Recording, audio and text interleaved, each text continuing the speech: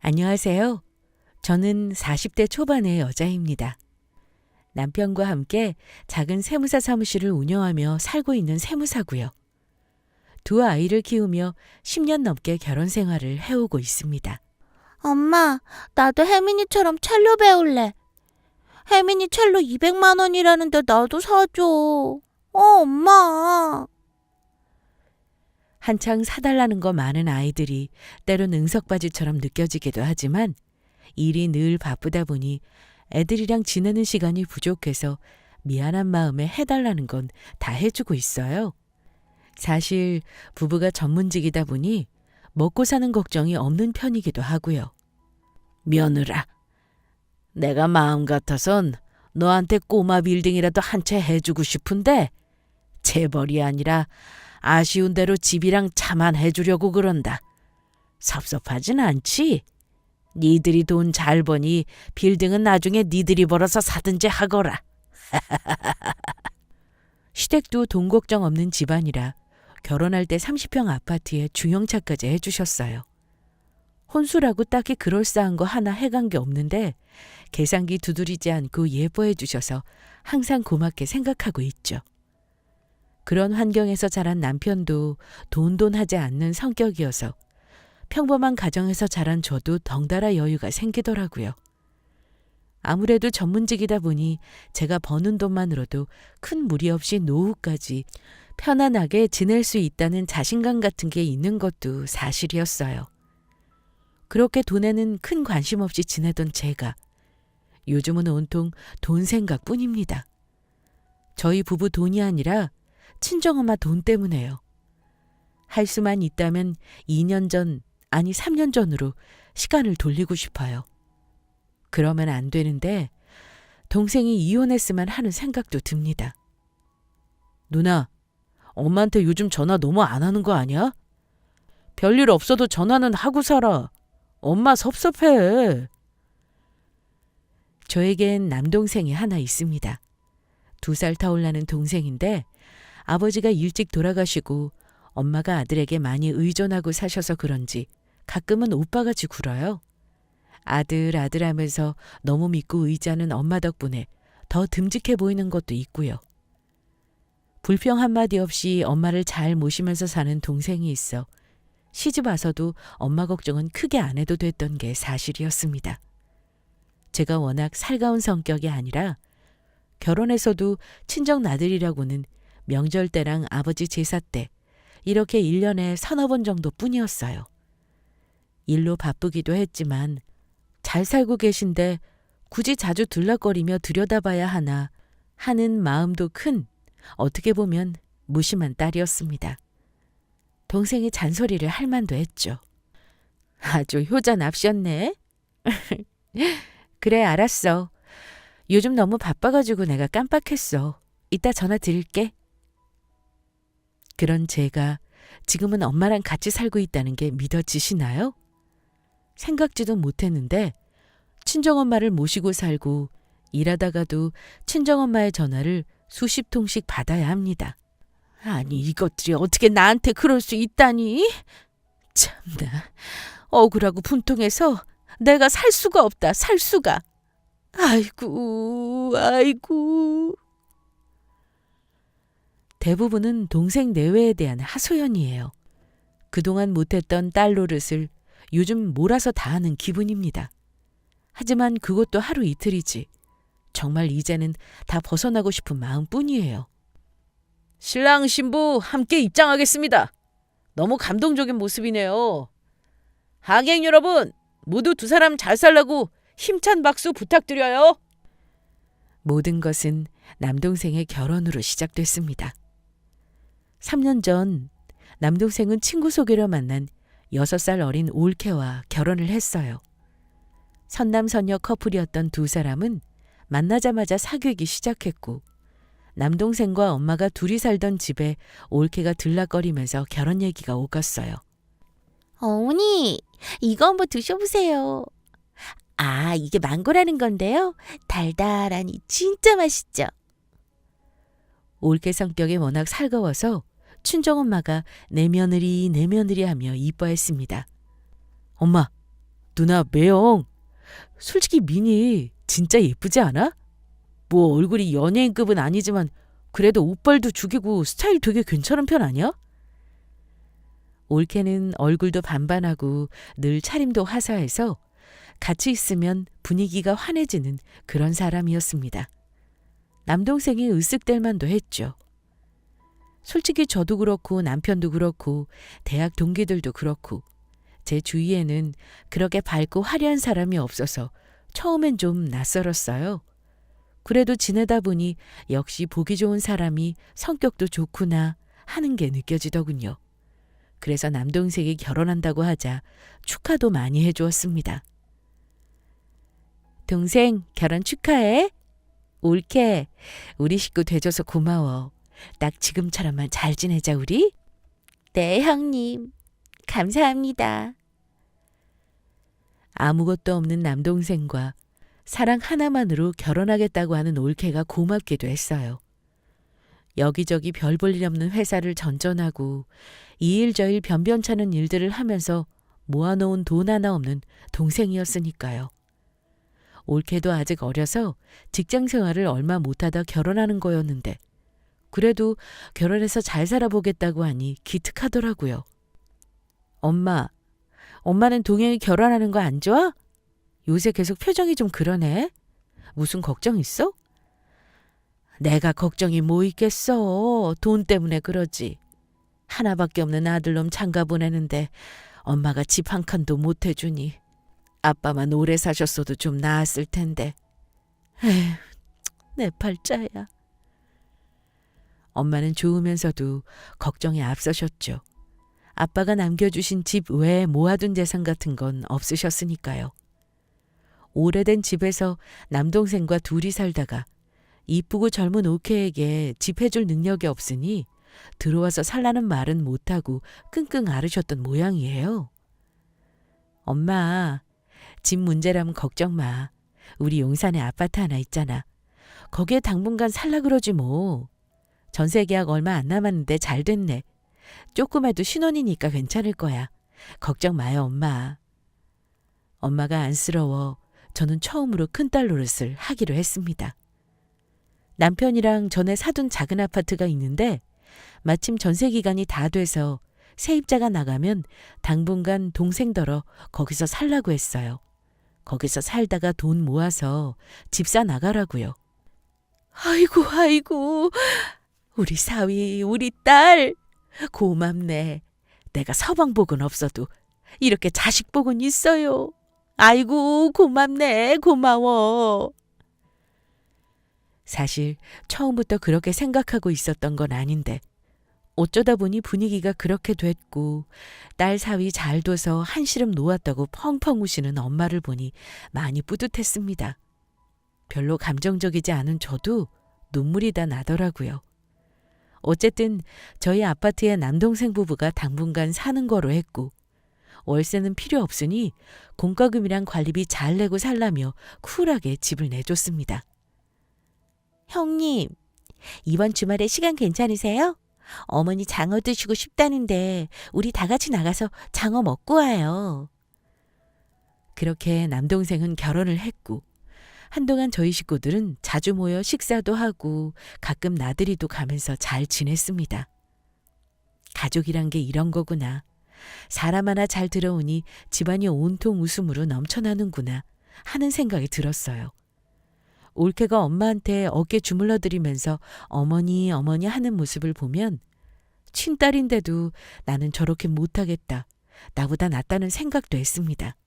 그런데 그렇게 웃음소리가 담장을 넘어 온 동네에 넘쳐 흐르던 시절은 생각보다 짧게 끝이 났습니다. 결혼하고 1년밖에 안 되었는데 동생이 멀쩡하게 잘 다니던 회사를 갑자기 그만두고 사업을 하고 싶다고 선언했기 때문이었죠. 아무래도 난 사무직 체질이 아니야. 내 사업하면서 돈이나 많이 벌고 싶어, 엄마. 엄마, 나 믿지? 그 이후로 집안 분위기는 화기애애해서 근심 걱정으로 변해갔습니다.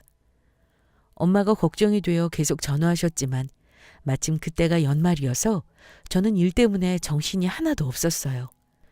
알아서 하겠죠라며 대충 전화를 끊고 남의 일 보듯 했었는데 그게 지금 너무 후회가 됩니다. 돈 없는 거 뻔히 아는데 대체 무슨 생각이래 걔는?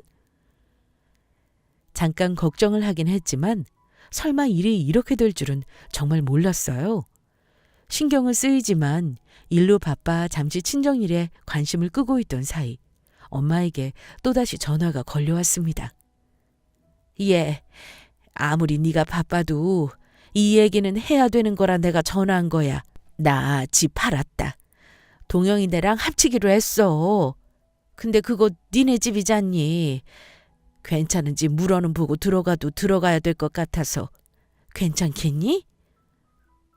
대체 무슨 소리인지 몰라 저는 몇 번을 되물었어요. 집을 팔고 남동생 부부랑 엄마가 같이 산다니. 대체 뭔 소리인지 답답해서 결국 그날 밤 일을 마치고 친정집으로 달려갔습니다. 사연을 들어보니 동생 내외는 이미 계획이 다 있었더군요. 어머니, 오빠가 사업하고 싶어 하는 건 아시죠? 저희 소개해준 오빠 친구 있잖아요. 그 오빠랑 동업하고 싶다고 그러는데 사업 아이템이 저희가 하기에 딱 괜찮은 것 같아요. 그래서 말인데 어머니, 돈 좀 빌려주시면 안 될까요? 사실 결혼 전부터 올케를 소개시켜준 남동생의 친구와 남동생 사이에서는 동업 얘기가 오갔다고 합니다. 친구가 장난감이랑 문구 같은 것을 유통하는 회사에서 일을 했는데 창고만 하나 빌리면 사람 안 써도 되는 일이고 시스템이랑 거래처를 다 꿰고 있으니 자금만 있으면 사업을 시작할 수 있다며 동생을 꼬신 모양이었어요.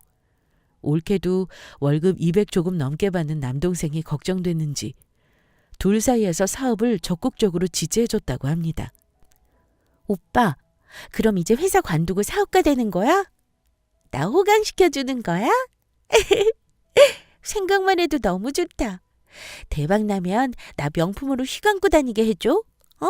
나 소원이야.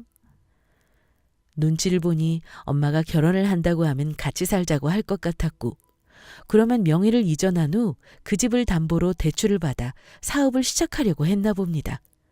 그런데 엄마는 같이 살자는 말이 없고 제 아파트에서 살게 됐으니 나름 둘이 고민하면서 1년은 회사를 더 다녔던 거였어요. 그래도 돈이 안 모이고 사업은 빨리 시작해야겠고 하니까 엄마에게 이실직 구하고 엄마 집을 담보로 사업 자금을 빌리고 싶다고 한 것이었습니다. 둘 다 정말 무서운 애들이었죠. 누나네 아파트가 또 있다고? 글쎄, 그건 고맙긴 한데 그래, 일단 거기로 들어가지 뭐. 암튼 고마워 누나. 어쩐지 저희 아파트에서 살라고 결혼 전에 그랬을 때 둘 다 크게 고마워하는 분위기가 아니었습니다. 지금 생각해보면 오히려 굉장히 당황한 것 같았어요. 계획대로 안 되니 놀랐겠죠. 제가 참 둔해서 그때는 미처 눈치를 못 챘었네요. 동생 내외가 그런 계획을 가지고 있었는지 정말 상상도 못했습니다. 엄마한테 이야기를 듣고 가만히 있기가 힘들어 동생 부부를 찾아갔어요. 직접 얘기를 들어봐야지 도저히 믿을 수 없는 일이어서요. 엄마랑 이미 얘기 다 된 건데 왜 누나가 난리야? 나 돈 많이 버는 게 그렇게 싫어? 쥐꼬리 많은 월급으로 집 사고 애 낳고 어떻게 살라고. 누나만 돈 많이 벌란 법 있어?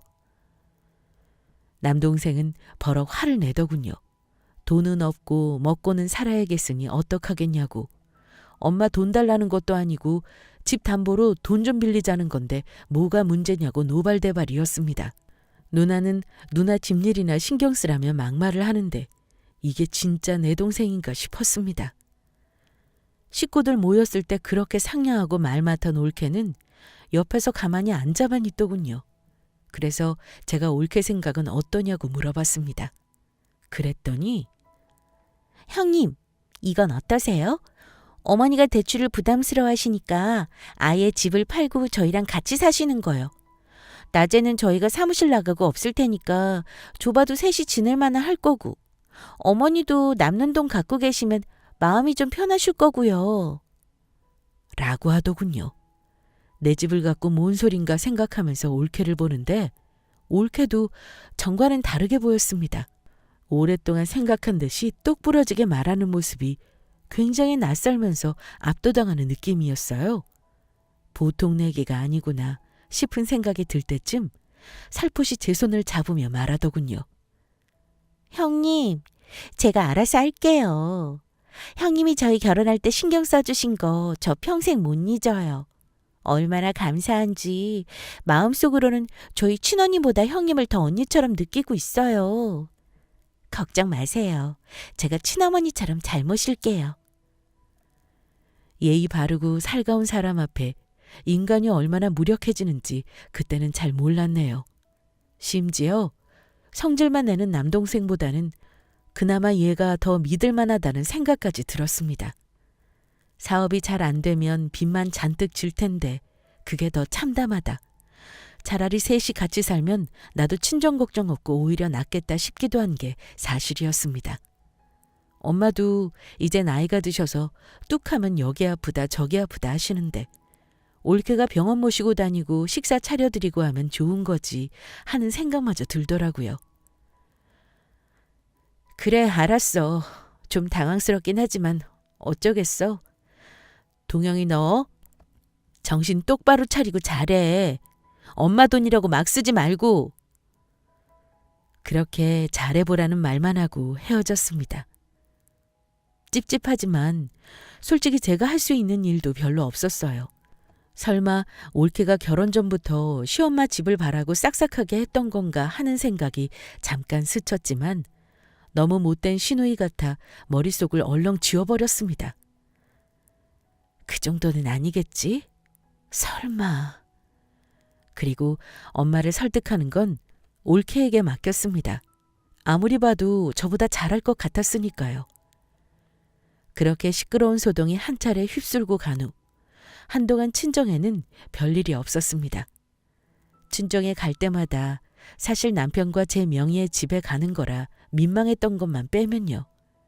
다행히 묻어난 남편은 아무 말 없이 지켜만 봐주었습니다. 동생 사업도 괜찮게 돌아가는지 몇 번 밥도 사고 회사 다닐 때보다 부부가 하고 다니는 차림도 꽤 여유로워졌습니다. 처남은 사업 잘 되나 봐. 둘 다 머리끝부터 발끝까지 명품이던데? 저는 관심 없어서 잘 모르는데 남편이 슬쩍 비싼 구두랑 핸드백 같다고 말해주더군요. 잘 되면 좋은 거지 다행이지 싶었습니다. 사실 그동안 저는 세무사 한다고 돈 걱정 없이 사는데 홀로 계신 엄마를 버리도 시원찮은 동생에게만 맡기고 있는 것 같아 마음이 불편했었습니다. 동생도 공부를 조금만 더 했으면 좋았을 텐데 아버지가 너무 일찍 돌아가셔서 짐이 크다 싶을 때도 있었습니다. 저는 그동안 제가 번 돈으로 엄마 용돈 몇 번 드리고 여행 몇 번 시켜드린 거 빼고는 딱히 엄마에게 뭘 해드린 게 없었습니다. 결혼은 제 힘으로 한 것 때문에 엄마가 오히려 미안해만 하셨죠. 다행히 남동생이 잘 되고 엄마까지 모시고 살게 됐으니 이제서야 마음이 좀 놓였습니다. 그래서 동생 부부에게 세금 관련 어려운 게 있으면 누나랑 매형 써먹어라. 형제도따 뭐하냐는 얘기까지 했습니다. 고맙고 예뻤으니까요.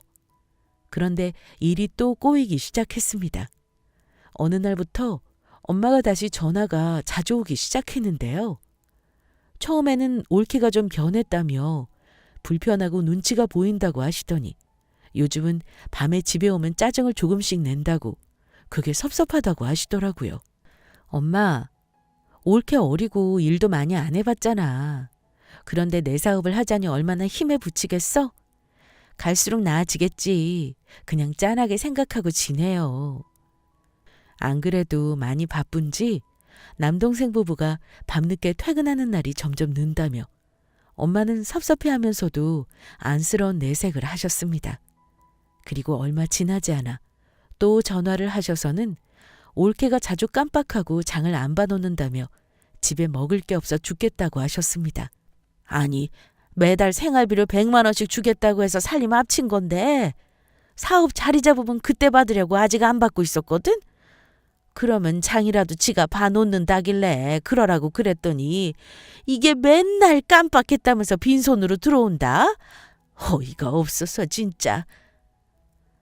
동생 내외는 주로 밖에서 식사를 해결하니까 문제가 없지만 하루 종일 집에 있는 엄마는 반전거리가 없으면 식사도 제대로 하기 어려우셨습니다. 집 팔고 수중에 돈이 별로 없으니 막 쓰지도 못하셨고요. 그래서 한두 번은 제가 온라인으로 먹거리를 좀 사서 보내드렸어요. 그런데 올케 쪽에서 별 반응이 없더라고요. 원래 같았으면 고맙다, 잘 먹겠다, 죄송하다라고 몇 번을 했을 텐데요. 그래서 나중에는 올케에게 문자를 보냈어요. 올케, 반찬거리가 너무 없다고 엄마가 그러셔서 배달 좀 보냈어. 사골이랑 고기 있으니까 잘 챙겨드려. 근데 답장이 바로 안 오더라고요. 확인을 안 한 채로 하루를 넘기더니 뒤늦게 어머, 형님, 정신없어서 문자를 이제 봤어요. 제가 요즘 너무 바빠서 장 볼 시간이 없어서요. 바람도 쐬실 겸 장 보시라고 돈도 드렸는데 어머니가 자꾸 깜빡하시네요. 제가 더 잘 챙길게요. 감사해요, 형님. 이라고 문자가 왔더라고요. 뭐 그렇게 해결이 됐나 보다 하고 지내는데 문제는 나아지지 않았어요. 엄마는 더 자주 전화를 하시면서 올케 흉을 보셨죠. 살림은 다 나보고 하라는 건지 일요일에도 밥 차려줄 때까지 누워만 있는다. 무슨 할 얘기가 그렇게 많은지 지 친구들이랑 하루 종일 통화를 해. 어제는 동영이가 먼저 들어오고 지는 새벽 2시 넘어서 술 잔뜩 취해서 들어오더라. 누굴 만나고 다니는지 원. 애기 가질 생각은 아예 없는지 애 얘기만 하면 딴소리를 해. 뭘 그렇게 맨날 사는지 택배가 하루에 수십 번도 더 오고. 아유, 내가 아주 속이 터진다, 속이 터져. 사실 그때까지만 해도 그렇고 그런 며느리 흉복이라고 생각했어요. 별일 아닌 걸로 엄마가 전화를 하시는 게 슬슬 짜증이 났을 정도로요. 그래서 대충 맞춰드리고는 바쁘다고 끊어버리기 일쑤였습니다. 그러다가 어느 날 사달이 난 겁니다. 엄마가 갑자기 퇴근하는 저한테 전화를 하셔서는 울기 시작하셨어요. 나 니네 집에서 같이 살면 안 될까? 여기서는 하루도 못 살겠어. 아주 지 시어머니를 발톱에 때만큼도 안 여긴다. 여기 있다가는 나 화병나 죽어. 어떻게 안 되겠니? 올케가 요 며칠 허리 아프다고 출근 안 하고 쉬었는데 남동생이 출근하고 나면 180도로 돌변해서는 싸가지 없게 굴었다는 게 엄마의 이야기였죠. 왜 블라우스를 안 빨아놨냐. 집에서 음식물 쓰레기 냄새가 난다. 음식 좀 적당히 해먹어라. 허리가 아파서 밥 못하겠으니 라면 끓여 먹자 등 감히 시어머니와 나누는 대화라고는 믿기 힘든 이야기를 서슴없이 한다는 게 엄마의 주장이었습니다. 워낙 잘하던 사람이고 좀 여우 같은 면은 있어도 싸가지 없는 캐릭터는 아니었기에 그때만 해도 엄마 말을 100% 믿긴 어려웠어요. 하지만 엄마가 막말을 지어낼 사람도 아니고 뭔가 문제가 있는 것 같긴 해서 올케를 한번 불러냈었어요. 이야기를 들어보니 올케도 나름 사정이 있더군요. 형님, 오빠 사업이 생각보다 잘 안 돼요. 일은 많은데 남는 게 없어요. 너무 힘들고 답답한데 집에 들어가면 어머니가 나 힘들다, 집에만 있으니 답답하다, 여기저기 아프다고 하시면서 애기처럼 구시니까 편히 쉬지도 못하겠어요. 올케에게 미안한 마음이 들면서도 한편으론 그래도 시어머니가 집 팔아 보태준 덕에 시작한 사업인데 얼마나 됐다고 벌써 앓는 소리인지 섭섭하기도 하더라고요. 저도 어쩔 수 없는 신우인가 봅니다.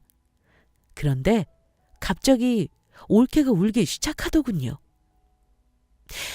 안 그래도 힘들어 죽겠는데 어머니가 자꾸 저만 보면 애가 변했다, 꼴 보기 싫다고 구박하시니까 진짜 너무 속상해요. 처음엔 왜 저러시나 싶었는데 시간이 흐를수록 더 심해지는 게 뭔가 이상한 것 같아요, 형님. 지난번엔 몇 마디 대꾸했다고 들고 있던 리모컨까지 던지려고 하시더라고요. 솔직히 저 어머니랑 사는 거 너무 무서워요. 이게 대체 무슨 소리냐고 하니 올케가 충격적인 말을 꺼냈습니다. 형님, 아무래도 어머니 치매 초기 증상이신 것 같아요. 제가 한번 병원에 모시고 가서 검사를 받아봐야겠어요. 계속 이렇게 혼자 계시게 하면 더 나빠질 것 같아요. 치매라니. 너무 당황스러웠습니다. 엄마 나이 이제 환갑 겨우 넘기셨는데 치매라니. 저랑 자주 통화하고 말씀도 멀쩡하게 하시는데 치매라니. 상상도 못한 전개에 머리가 하얘지더군요. 순간 저도 모르게 치매는 무슨 치매라며 버럭했지만 한편으로는 혹시 하는 마음도 없지 않았습니다. 전화를 너무 자주 하긴 하셨거든요. 원래 그런 분이 아닌데 먹을 것 타령을 그렇게 하시기도 했고요. 결국 내가 병원에 모시고 한번 가봐야겠다며 올케랑 헤어졌어요. 돌아오는 내내 혹 때려다 혹 붙인 것처럼 마음이 정말 무거웠습니다. 그리고 바로 다음 날 저녁에 올케한테 전화가 왔습니다. 형님, 검사 받았는데요. 의사가 치매 초기 증상이 의심되니까 좀 더 지켜보자고 하더라고요. 엄마가 정말 치매인가 싶어 심장이 덜컥 내려앉더군요. 올케는 저하고 헤어지고 나서 바로 병원 예약하고 번갯불에 콩거 먹듯 다음날 검사를 받으러 엄마를 모시고 갔었나 봅니다. 장 보는 건 그렇게 깜빡하더니 이건 참 속전속결이네 싶었죠. 그리고 조금 있다가 엄마한테 전화가 왔습니다. 아니, 제가 이제 나를 치매로 몰고 간다? 아기도 가져야 하는데 아무래도 같이 사는 건 좀 위험할 것 같다고 나더러 요양원에 들어가시는 건 어떠냐고 해. 예, 나 이제 애들이랑 못 산다. 지금 니네 집 갈게. 반갑건 말건 나 갈 거야. 여기서 내가 못 살아. 치매도 아니고 치매 초기가 의심돼서 지켜보자는 얘기가 나왔을 뿐인데 올케는 참 추진력도 좋았습니다. 앞서가도 너무 앞서갔죠. 덕분에 엄마는 완전히 이성을 잃으셨습니다. 참 난감한 순간이었는데요. 일단 택시를 타고 오신 엄마를 안정시켜 드렸습니다. 그리고 그날 밤 올케에게 전화를 했어요. 올케는 전과는 다른 싸늘한 목소리로 전화를 받았습니다. 어떻게 된 일이냐 사정을 물으니 형님도 보셨죠? 어머니가 많이 이상하세요. 자꾸 저를 의심하고 구박하세요. 그래서 오빠한테 더 이상 이렇게 못 살겠다고 말했어요. 그랬더니 요양원에 모시자고 하더라고요. 엄마의 얘기와 달리 요양원 얘기는 올케가 아니라 남동생이 먼저 꺼냈다는 이야기였는데요. 저는 누가 했냐를 따지는 게 중요한 게 아니라며 일단 엄마한테 사과하고 모셔가려고 했어요. 그런데 그 말이 채 끝나기도 전에 올케가 버럭 소리를 지르더군요. 전 이제 몰라요, 형님. 저도 할 만큼 했으니까 형님이 알아서 하세요. 라고 말이죠. 그렇게 저희 집은 아사리판이 되었고 지금까지 저는 친정엄마와 함께 살고 있습니다. 치매는 개뿔. 엄마는 너무 멀쩡하시고 병원에서도 연세 들면 누구나 그 정도는 깜빡한다며 걱정하지 말라고 하더군요. 그런데도 남동생이랑 올케가 엄마가 치매다 못 살겠다 요양원에 모시자고 했다고 생각하니 우라가 치밀었습니다. 게다가 엄마 얘기를 들어보니 구박은 무슨 올케한테 설거지랑 청소는 바라지도 않았는데 그래도 옷은 함부로 빨면 안 될 것 같아서 비싼 옷 같은데 어떻게 빠는지 모르겠다. 네가 알아서 빨아 입어라 라고 했더니 길길이 날뛰면서 어머니, 저 빨래하려고 시집 온 건 아니에요. 라고 했다고 합니다. 갈수록 할 말 다 하는 것만 봐도 억장이 무너지는데 집에 있는 엄마를 사람 취급도 안 하는 건 정말 참기 어려우셨다고 해요. 냉장고엔 맨날 김치 쪼가리와 생수뿐이고 쥐들은 매일 저녁 고기 먹고 술 먹고 냄새 풍기며 밤늦게 들어왔다면서 엄마는 다시 또 서글프게 우셨습니다. 그 서름을 다 견디고 살아왔을 엄마를 생각하니 가슴이 너무 아팠어요. 너무 믿기 힘든 얘기들이라 처음에는 엄마가 과장이 심하네. 설마 진짜 치매기가 있으신가 했는데 요즘 옳게 하는 걸 보니 이제는 납득이 갔습니다. 넉넉하진 않아도 아버지가 생전에 열심히 사신 덕분에 지금껏 고생은 별로 안 하셨는데 뒤늦게 며느리 잘못 들여 이게 무슨 꼴인가요? 그야말로 집도 아들도 다 뺏기고 시집간 딸네 집에서 서럽다고 하소연이나 하는 신세가 됐으니 엄마의 속은 까맣게 타고 쟤만 남았을 것 같았습니다. 양쪽 다 입장이 있는 건 맞는데 그래도 이건 아니지. 한번 같이 집에 와. 얘기 좀 하자. 아무리 생각해도 남동생 부부가 괘씸해서 참을 수가 없더라고요. 그래서 일단 집에 오라 했습니다. 끝까지 안 온다는 놈들한테 엄마가 집 한 돈 당장 내놓으라고 하시니 와서 돈을 들이든 사과를 하든 하라고 했어요. 그리고 좀 치사하지만 저희 집에서도 나가줬으면 한다고 말할 참이었습니다. 물론 진심은 아니고 어깃장을 놓을 생각이었죠. 한풀 꺾어야 10월도 무서운 줄 알겠지 하는 마음에서요. 너무 시누이스럽지만 남편 보기도 민망하고 솔직히 어떻게 해서든 친정 문제를 빨리 해결하고 싶은 마음이 앞섰어요. 결국 며칠 있다 남동생 부부가 집에 찾아왔습니다. 결혼 전에 저희 집에 한번 인사 온 적은 있었는데 결혼 후에 어떻게 하다 보니 처음이었는데요. 그 와중에 올케는 집에 들어서자마자 어머, 형님. 여기는 몇 평이나 돼요? 이 동네 집값 많이 올랐죠? 라고 하더라고요. 예민한 성격이 아닌데도 그 말이 어찌나 짜증나게 들리던지 엄마 다음은 나냐 하는 생각까지 들었습니다. 꼬리 9개 달린 여의인 줄 진작 알았지만 갈수록 가관이다 싶었죠. 남동생 부부를 보자 엄마는 이렇게 된 마당에 내 집 한 돈 내놔라며 펄펄 뛰었습니다. 엄마, 내가 돈이 어딨어? 사업 시작할 때 다 쓴 거 뻔히 알면서 왜 자꾸 억지를 부려? 아, 몰라, 배째. 아들한테 기어코 돈을 받아야겠으면 배를 째라고. 올케는 한마디도 안 하고 저희 집을 구석구석 둘러보며 앉아만 있다가 갑자기 이러시면 안 되죠, 어머니. 저희 사정 잘 아시면서 어떻게 그러세요? 섭섭하네요, 정말. 하는 거였어요. 결국 엄마는 뒷목을 잡고 쓰러지셨고 내 돈 안 내놓으면 소송까지 가겠다고 고래고래 소리를 지르셨습니다. 그때 소송이라는 한마디에 갑자기 머릿속을 확 하고 스쳐 지나가는 아이디어가 떠올랐어요. 엄마한테 남은 재산이 아직 있다고 뻥치면 얘네가 어떻게 나올까? 돈이라면 환장하는 것들이니 또 돌변하겠지? 저것들 꼴도 보기 싫은데 한번 복수해봐. 저는 남동생 부부를 상대로 엄마 대신 복수를 하기로 마음 먹었습니다. 그리고 말도 안 되는 썰을 풀기 시작했어요.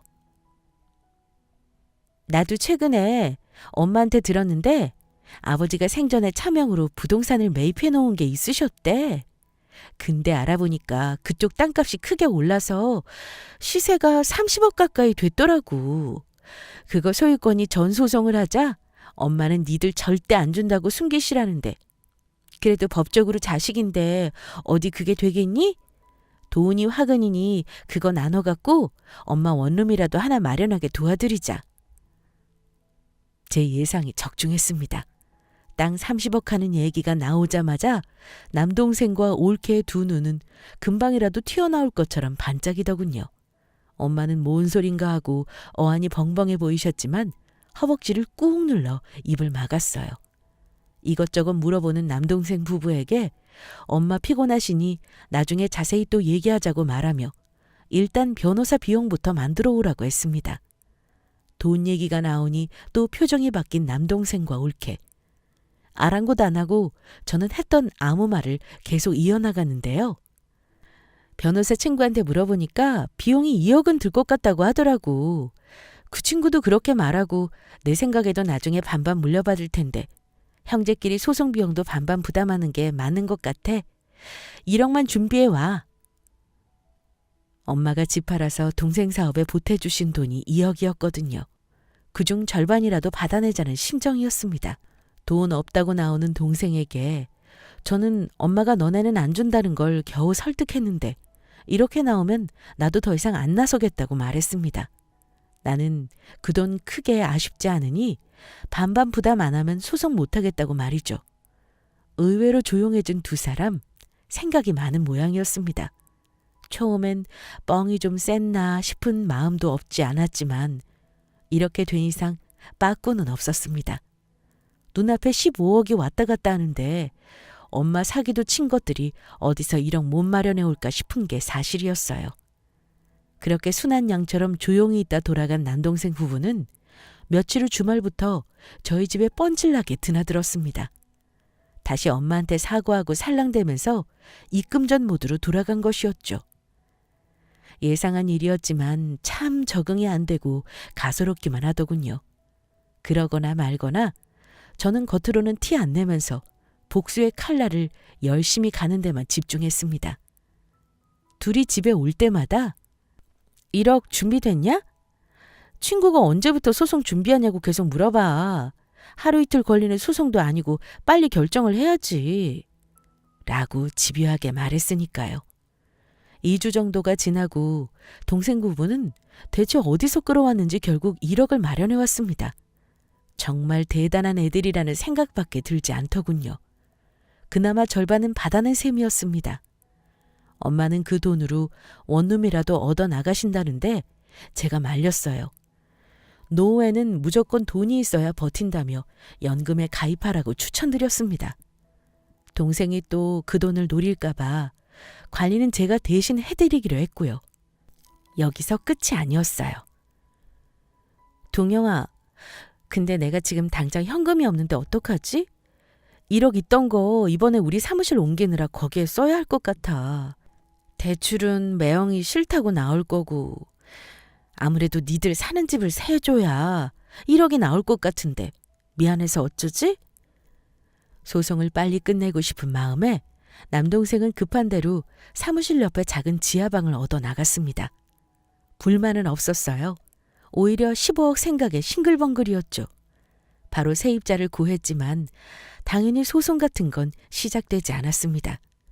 그때서야 비로소 남동생 부부만 전혀 모른 채로 엄마와 저는 마음의 평화를 찾았죠.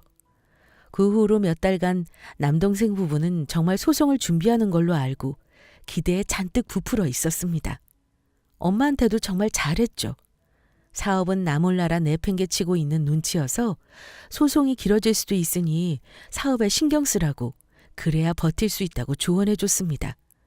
얼마 전까지만 해도 누나가 뭔데 나서냐던 동생은 어느새 제 말이면 무조건 듣는 착한 동생이 되어 있었죠. 옳게도 진심으로 잘하려고 애쓰는 모습이었습니다. 한편으론 씁쓸하지만 그나마 다행이라고 생각됐어요. 뭐라고? 지금 나랑 장난한 거라고? 누나 미쳤어? 아니지. 거짓말이지? 얼마 안 가 결국 소송이 뻥이라는 사실을 들키고 말았습니다. 동생과 올케가 자꾸 어떻게 되어가냐고 물어보고 변호사 사무실에 가서 자기들도 얘기를 들어보고 싶다고 하길래 귀찮아서 그냥 제가 이실직고 해버렸어요. 이미 돈 다 받았는데 지들이 어쩔 거냐 싶었거든요. 뻥이라는 얘기를 듣고 30억 소송을 철석같이 믿고 있던 남동생 부부는 그야말로 쇼크 상태였습니다. 몇 번이나 정말이냐고 묻더라고요. 변호사인 제 친구 전화번호 가르쳐달라며 직접 확인해보겠다고 나서길래 소송 같은 건 처음부터 없었다고, 친구한테 물어봤다는 것도 소송비로 2억이 들 거라는 것도 다 뻥이었다고 말했습니다. 둘은 한 번도 일이 잘못될 수 있을 거라곤 생각 안 해본 모양이었습니다. 참 순진하고도 답답한 녀석들이었죠? 그 모습이 좀 안타깝긴 했지만 되돌리기엔 너무 늦어버렸습니다. 겨우 정신을 차린 올케는 빚쟁이 마냥 다시 돈을 돌려달라고 카드비까지 내서 마련한 돈이라고 난리를 쳤지만 저는 이미 강해져 있었습니다. 오히려 나머지 엄마 돈 1억도 내놓으라고 하며 동생 부부를 올감했어요. 현실적으로 줄 돈 없으니 동생 부부는 서서히 물러나더군요. 그리고 결국 저희 집의 발길을 끊더라고요. 통화를 몇 번 시도하기도 했는데 둘 다 제 번호는 차단해 놓은 모양이었습니다. 이미 놀랄 대로 놀라고 당할 대로 당한 저인지라 아쉬울 것도 섭섭할 것도 없었어요. 그렇게 엄마 집은 사라지고 집 한도는 절반만 받은 채로 동생 부부와 엄마는 연을 끊고 살고 있습니다. 물론 저희도 마찬가지고요. 친정일이 이렇게 된 게 남편에게 창피하기도 했었는데 그것도 처음에나 그러지 시간이 흐르니까 면역력이 생기더라고요. 가끔 남동생 부부가 잘 살고 있는지 궁금해져요. 올케 SNS를 보니까 한동안 미공개 상태인 게 살짝 불안하긴 한데 저희 집을 이렇게 풍비박산 만든 걸 생각하면 지들 인생 지들이 알아서 하라고 하고 모른 채로 영원히 살고 싶은 게 솔직한 심정이에요. 남의 일에 관심 없던 제가 어쩌다 이렇게 복수의 여신이 되었는지 모르겠습니다. 씁쓸하네요. 남들은 어떻게 모자가 또 형제끼리 연을 끊고도 잘 살 수 있느냐고 하실지도 모르겠지만 저희가 워낙 당한 게 많다 보니 계속 보고 살았으면 병이 들었을 겁니다.